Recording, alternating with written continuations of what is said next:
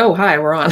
Yeah. Look, I even forgot to put the shit up there. Huh? I forgot to put the shit up here. Yeah, I'm so organized. We were talking bit. We're going to go down and get a new laptop tomorrow. Got that LAN cable coming. We're going to try to improve the graphics because this laptop's it's just not really up to the task. It's anymore. So creaky and ancient. Poor little Macintosh. Yeah, we'll just make that one just a graphic design thing. Yeah, because this has got all my Adobe shit on it. Yeah. I mean, I have a subscription to like the Creative Cloud stuff, Photoshop. Right. And that's on my other computer. Yeah. I can't really afford all of the programs. Right. You know. Jenny just likes to do graphic design in the Mac program. In the Mac sphere. The Mac sphere. Yeah. The rest of that shit we can do Microsoft. I mean, I can do it on PC, but I would rather not. Is this microphone going? It's turned on? Yeah, should be. Good. I hope so. Got to do this review on this fucking weird ass movie we saw last night. Well, so there wasn't like a shit ton of new ones because I have check it out. I have a list of new ones that I've been wanting to watch. Like, I really want to see Come to Daddy with Elijah Wood. Like, that's kind of the main one that I want to see. And I want to see Extraordinary because that one has been on like Rotten Tomatoes as being like the #1 like best horror movie. It's got like 100% positive ratings. It's like a comedy. But for whatever reason, Xbox didn't have either one of them. I think you can rent them on YouTube, but it's kind of a pain in the ass for us to rent on YouTube, at least on the big TV. So we were looking for shit to rent on the Xbox. And this movie came up, and this was kind of the only one that I had seen like other people talking about. So I was like, okay, we'll watch that one. Plus, it has like big stars in it. It had like Imelda Staunton in it. You know, she was in the Harry Potter movie. She was in Mike Leigh movies. Like, did she win an Oscar or was nominated for an Oscar or something? Got that girl from Blade Runner who was recording the memories. Carla Jury. She was in Blade Runner 2049, playing the woman making the memories. So this has like some big famous people in it. Now, this kind of like I'm going to say it's an art flick. Okay, like kind of, or a prestige horror. Yeah, prestige I guess horror is more of a kind of what I'm saying. It's a weird flick. I liked it. Okay, this definitely. I'm gonna say some crazy shit about it probably during the review, but don't take it the wrong way. I did like it. This is an art flick in a certain way, but it wasn't as boring as a lot of flicks. It did kind of have like a slow burn for that first maybe 20, 30 minutes about an hour because you're just trying to get grounded on what the fuck is going on. Yeah, because you don't really know what's going on. It is weird during that time. Most of it. And then all of a sudden you think you know what's going on, and then the very end you realize you didn't know what was going on. It doesn't flip on you. And it's very hard to review this movie without doing spoilers. Yeah, and I really don't want to spoil it. Okay. So, like I said... That was the man tease. I gave you the testosterone tease of the movie because I know some guys was it any good? That's the first thing they want to know. Yeah, it was pretty good. I will say that this is... I did not think that you would like this movie. It has some girl power elements, but you don't find out till the very end. But the way it was told, it was kind of like Justice in a certain way, or vengeance. Yeah. It was a tale of vengeance about... about men that do evil is really and it's got kind of like, if you're into all that paganism shit, like Wicca, or not really Wicca, but kind of like from the Wicker Man and those other ones where it kind of has, I thought I was dealing with like Christian gods or demons. No, you're dealing with fucking pagan, ancient European pagan type weird shit. Pretty much. What's going on? So they don't do a lot of backstory, but in a way, I think I liked that about it. Yeah. I wanted to mention that Sandra said that this is our anniversary is coming up because we posted our very first episode on August 23rd, 2016. The show? Yeah. Man, they're keeping track of that shit. That's amazing. I don't even. We got some serious fucking fans and some serious fucking patrons. Our Patreon, we're rocking on Patreon. We really fucking appreciate, the help you guys are giving us on Patreon. Yeah, I mean, especially during this uncertain time. Yeah, and that first month of streaming that we did made a fucking huge impact on how much money the show made, and that's why we're going to get which is why I can afford to get a new laptop. Right. Now. So, we did pretty good for that first month of streaming. If you guys could keep it up, man, we'd fucking be jacked because we'll just keep building on the show and doing more stuff. Jenny's going to open up some more stuff about book reviews. And that's what I was going to say. That's why I could also afford to like start building up a little library for like movies. Like I have like all these huge stacks of books back here now. And in addition to all the ones that I already had. If it keeps it going the way it's going, we'll be able to come up with some fucking more badass shirt designs that we can give out to patrons and fans. You know what I mean? Fans, have to buy them. Patrons will just give them out. You know what I mean? Fucking quarterly. But we'll come up with some cool shit. You guys will like, shit like this, stuff for the fans. Still want a Canon shirt. Yeah, I have it. Thank you very much, Matt. Thank you very much, Matt. Matt, you're. I have that written down. You wanted a Canon logo one and like an MTV variation logo, like the one logo from Predator, like Blaine was wearing from fucking Predator. Yeah, like the old school logo. One. Yeah, even one with like a little astronaut on it would be kind of cute. Yeah, well, I'd like one exactly like Blaine had in Predator. Okay. So it's like a Predator MTV shirt with fucking a 13 o'clock label on the back of it. Okay, I can do that. So, they'll understand it. Fucking fans will understand it. Mango Badger says, I love the live stream. So glad you started doing them. Yeah. I was really reluctant because I was just kind of like, God damn it. It's like, we're going to run out of stuff to talk about. I'm going to be sitting there going, and it's going to be like horrifying. But actually, once we started rolling and doing them, they're better. I like them a lot better. It's like I said, it's less video editing for me to do. I don't know. I just feel more relaxed doing them, which is dumb because when I do shit on video, I can edit stupid shit out. But it's like Jenny doesn't really have a theater background as strong as mine, I guess. Me doing fucking. I used to sing in a choir. But she sang in a choir, but when I was in high school, I did live theater, and for me, it was always normal to be in front of a live audience, and I feed off of it more, And then in the Army, you're in front of the live audience all the time. You're damn unit. So it's very normal for me to talk to lots of people at once, and doing the conventions. Remember how easy it was to do conventions? Speaking at the conventions, it gets. I think it gets easier the more you do it. Yeah, I think Jenny got comfortable with it with only in an hour or so.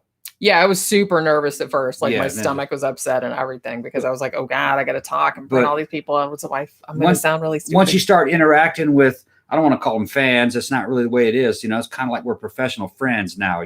That's really what. That sounds kind of dirty. That's what. Well, yeah, it does.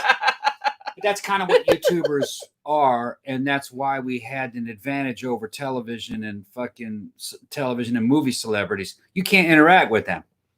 You can interact with us, and it's a lot more personalized experience. They have a hard time. Did you see Johnny Depp try to become a damn YouTuber? It was fucking ridiculous. Like I said, why would I watch that? They're not used to that. They're not used to it. Why would I watch that? Fucking ridiculous. Well, the thing about us though too is that we sit around watching like Gordon Ramsay and watching horror movies and stuff like that at night and like making snarky ass comments. Yeah. So really, you're just kind of seeing what we normally act like, I guess, most of the time. Yeah, if any of you guys ever want to become a YouTuber, my advice is always just be yourself. Don't try to be somebody else. People will see right through that. You just got to be your fucking self. And, I got to put a filter on sometimes, because I'm in front of a fucking mixed audience of people. And I know that not everybody's going to agree with everything that I say. So I don't want to offend other people. But I am going to go out there and say some shit. You want the show to be fun. It's got to be fun. Yeah. You know what I mean? It can't be totally sanitized or G-rated. You know what I mean? Well, yeah, I wouldn't be able to do It'd be boring. Even if I wanted to. That's what you're getting when you watched fucking corporate television. You know what I mean? It's fucking boring. So they can't really compete with us. We're putting their asses out of business because there's so many of us. It's a human wave assault against fucking the old school media. We're the punk rockers of the new age. It was just like punk rock. And the punk rockers of the old age. Yeah, exactly. Right. When punk rock showed up, it just changed so much stuff. But like I said, it gives you like the ability to do something. It puts all the technology right in your hands, and you can do shit that only like you before. You needed a shit ton of money to do it. Yeah, somebody's saying Tom was a thespian actor. That's what I was. I was, and it kind of broke me of fucking the respect of actors once you've done it and been around them and see where that scene goes. They're fucking fake. You know what? I don't think I could ever. I liked singing and stuff, even though I was always really nervous doing it in front of people. But I don't think I could ever be an actor because I'm not good at pretending. Like, I'm not good at lying. I'm not like pretending to be something I'm not. I'm just really not good at that. Yeah, well, it's bad for your mental health though, because if you stay like that too long, you're just a faker, and you're just always pretending to be. Well, yeah, you like lose your identity. And they don't build an identity. That's why I could totally see how that. That's would why happen. people busting on Tom Cruise about how crazy he is, jumping up on couches and doing Scientology and shit. I can understand why Scientology attracted him. At least it was something that was happening kind of in the real world. Yeah, they're fucking LARPing, but that's not. That's not the experience he had. Scientology gave him a very expensive experience, you know.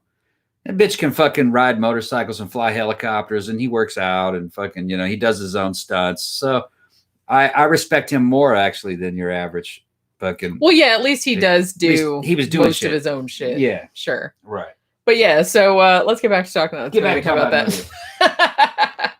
So like I said, Tom talking smack the best part of the show.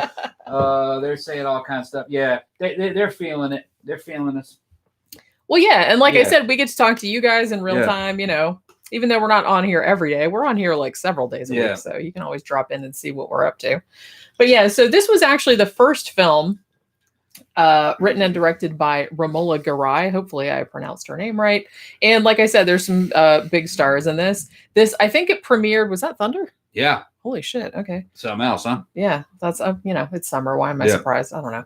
But yeah, so it premiered at Sundance earlier this year, and then it came to VOD in on July 24th. So only like a few days ago. So the setup of the story is there's this guy named Tomas, and he is he's from some unspecified country. It's somewhere in Eastern Europe. I think it's Eastern Europe. Looks from like, the accent, I'm not really sure. Well, based on the uniform and the weapon that he had, it was some kind of Eastern European country, somewhere in the Balkans. And he was a veteran of one of those wars. Some war. So he was like a refugee, and he had come to the UK. Yeah. And he was homeless, like he was living in a homeless shelter. Yeah. And it so ends up, so he's at this homeless shelter. He keeps having like these flashbacks of shit that happened in his, as I said, unspecified home country, where he was working as this guard. Like, it was this guard booth, really. And it was just out in the middle of fucking nowhere. Like, there was nothing. It was just like woods and a road, and that was it. And he just kind of sat there with his fucking gun, and that was like all there was to it. So you didn't really know like where he was coming from, what war he was fighting, and what side he was on, or anything like that. Yeah, it was an AK-74U. The country of Blankistan. That's exactly what it was. Yeah. So it was Blankistan. So then apparently at some point he comes to the UK, I believe. God damn, it's tearing up out there. It is, yeah. I believe it was 2 years. I think he said it was 2 years that he'd been in England. And he's living in a homeless camp. The homeless camp gets set on fire one night. And so he ends up he gets approached by Imelda Staunton's character, who is a nun. And she says, hey, you know, I live in this kind of ramshackle house. If you want to work on the house, because he said he was a builder, and he's like, if you want to work on the house and fix it up, you can work there for free. So, sounds too good to be true. Turns out, as most things that sound too good to be true are, it is. You know what I mean?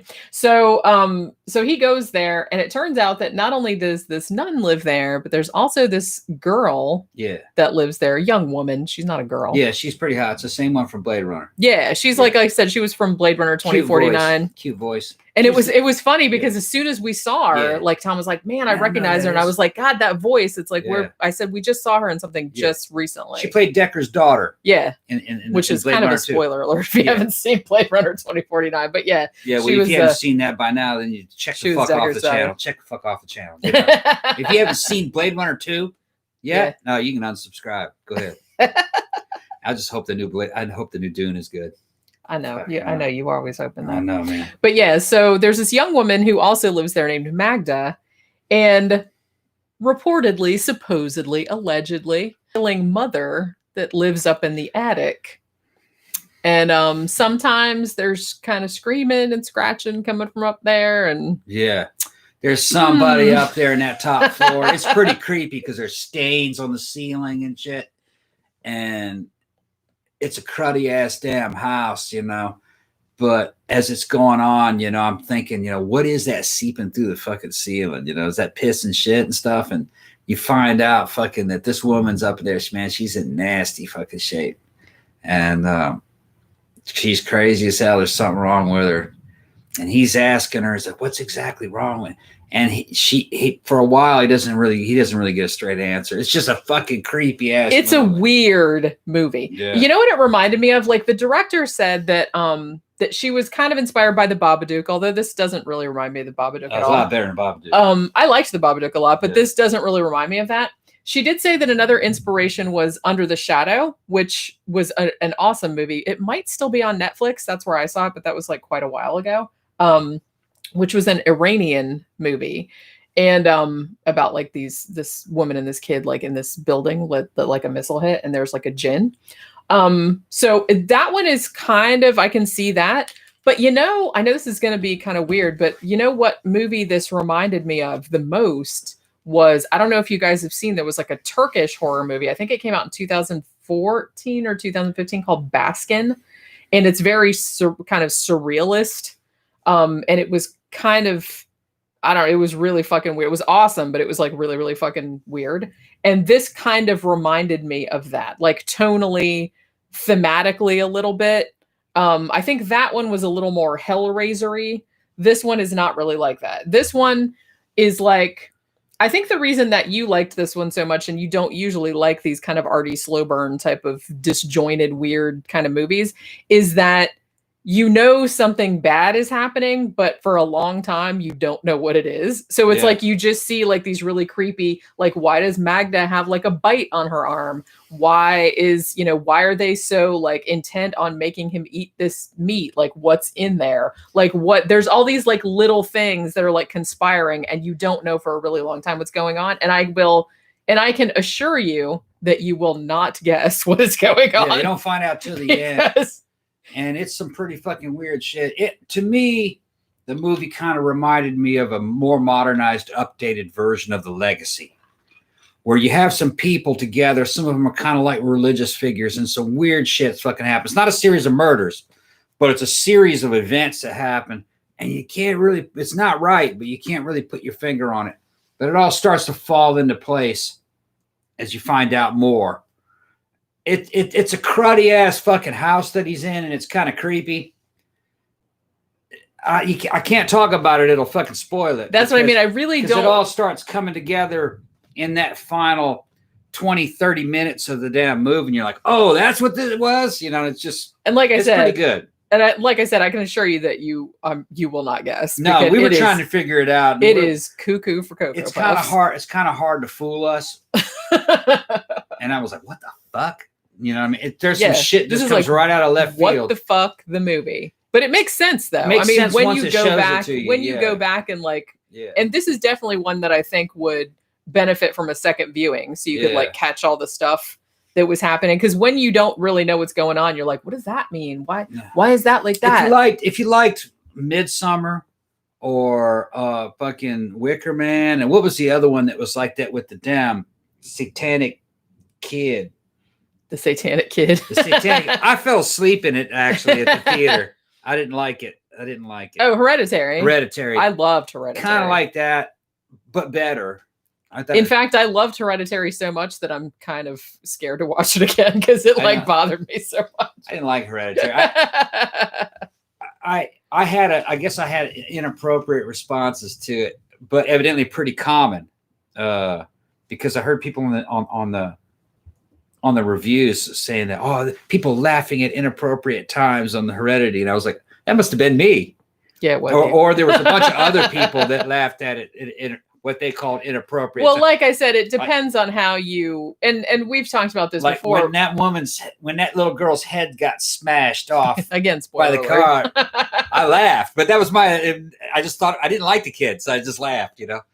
And I don't think you were supposed to like the kid because she was terrible. Yeah, I didn't like the kid when the kid's head got smashed off. But it was just like. But a lot of people laughed, evidently. Well, it was a shocking moment. Like the way, and I really, really love the way they did that sequence. Like, because it wasn't a jump scare. It was just kind of like, hey, check it out. And then like the fucking crawling around on the ceiling. To me, I just laughed at it. but other people were creeped out by it. I thought it was very creepy. That was just my reaction. And it was one of those ones too, where if you go back and watch it again, like there's cult members like everywhere in that movie, and you don't see them. Like they put them in the background. There's like all this shit going on in the background. I'd have to see it again. I just got turned off by the damn movie early on.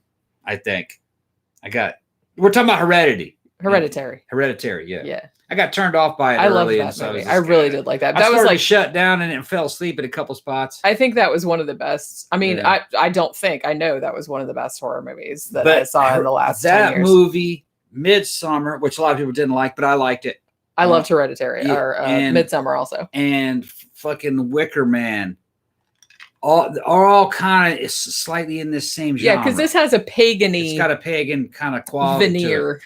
But it's a horror movie. It's not really like, I would say out of all of them, it'd be closer to Hereditary. Yeah. Right. And like I said, if you saw that Turkish movie Baskin, if you saw Under the Shadow, which was a co-Iranian British production about a jinn, that thematically was kind of similar, or tonally was kind of similar.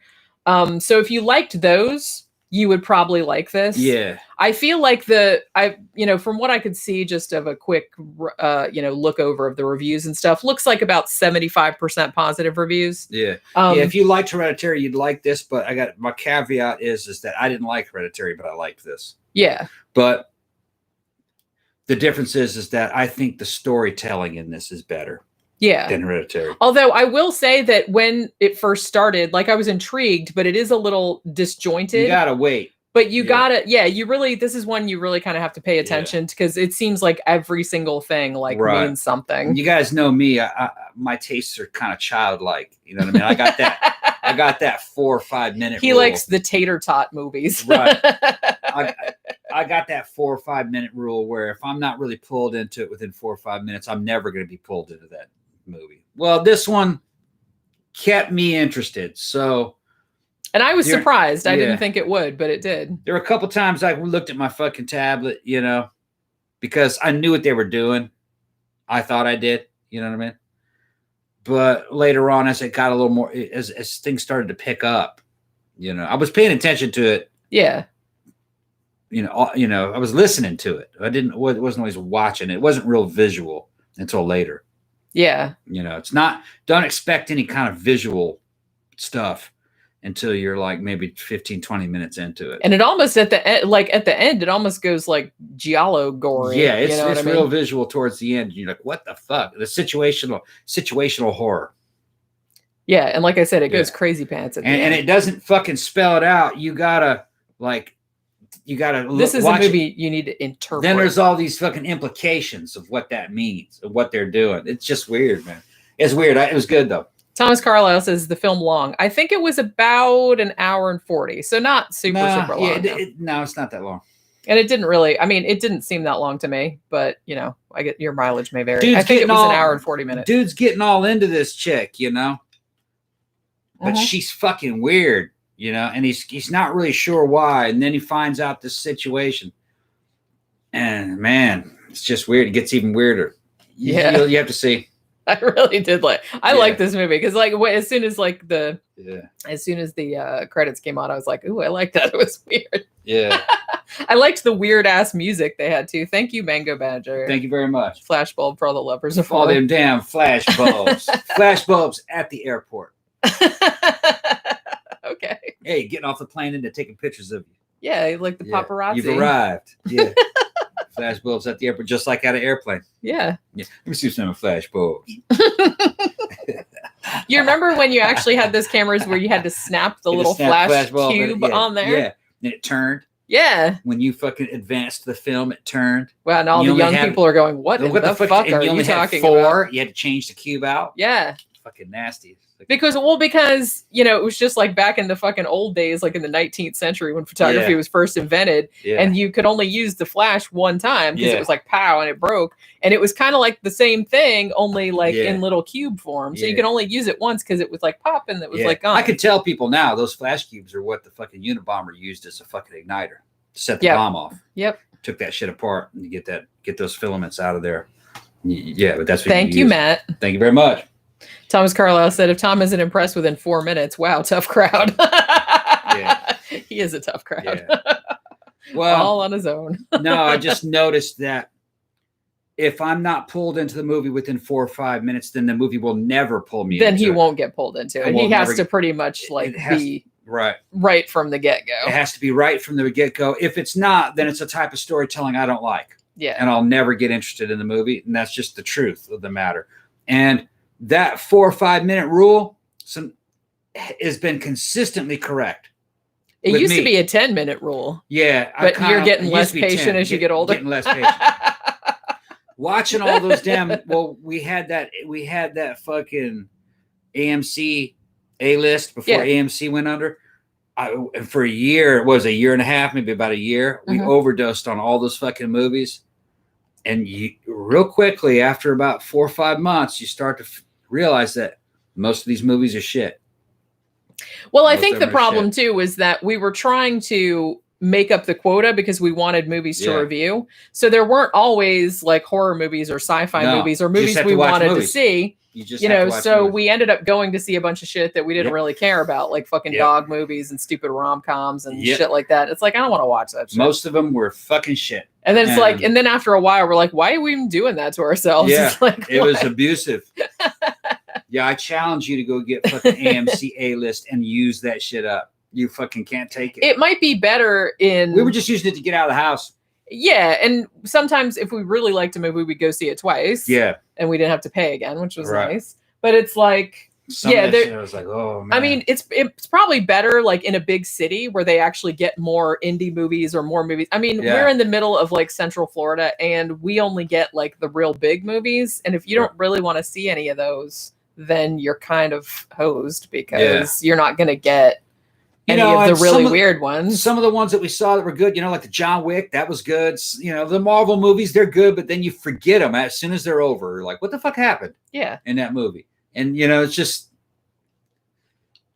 but then a lot of them are just like shit, but some of them were very surprising, like Art of Self-Defense. I fucking loved it. Which, like I said, that was another one that I didn't think that you would like. Man, I fucking love that movie. I want that bitch on Blu-ray. If you guys want to give me a birthday present. And we've watched it again, since then. If you guys want to give me a birthday present or something, man, you fucking send me Art of Self-Defense on Blu-ray. That was one of them I want.